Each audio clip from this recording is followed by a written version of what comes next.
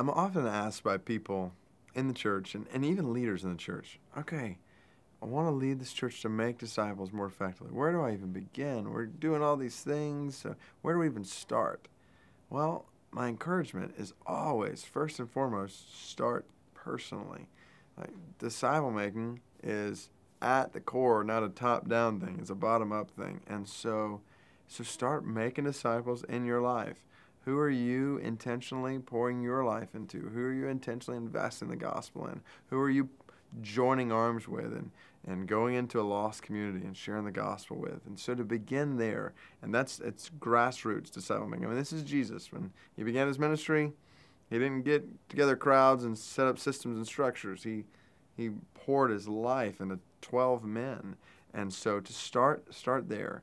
And so that's where I would kind of call work on the ground level. Then in the air, it would be another way to describe some work that a church leader can do to say, are there systems and structures, things in the church that we're doing that are actually hindering that kind of relational disciple making from happening?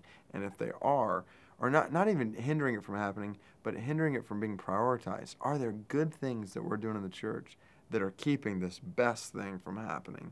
And so to begin to say, how can I, in my leadership position in the church, begin to rearrange things, take away things, eliminate things, add things if necessary, whatever it is, in order to more effectively fuel relational disciple making at the core level, at the ground level. And so that's kind of the view from the sky approach that a leader has to be able to do and has a responsibility of doing. How can we set up systems, structures so that we're fueling relational disciple making, not pulling people away from relational disciple making?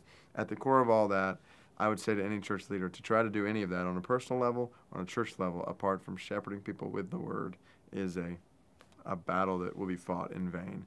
It's the word that drives us to make disciples. And so teaching and preaching of the word has to be central in that whole picture. Teaching and preaching to people, showing them, hey, it is the word that has commanded us to do this. It's the word that shows us how to do this. And so we're making these changes. We're doing these different things in our church, not because I think it's a new idea. No, we're doing these things because the word has said this is important. And so the word has put this priority before us. And as a result of the word prioritizing it, we're going to prioritize it. And in my own life, this is how this is playing out, and these are ways this is playing out in the church. And I trust that the Spirit of God, through the Word of God, will lead and shepherd the people of God. Not that it'll be easy, it'll take time, but to put the mission of God at the center of what we're after.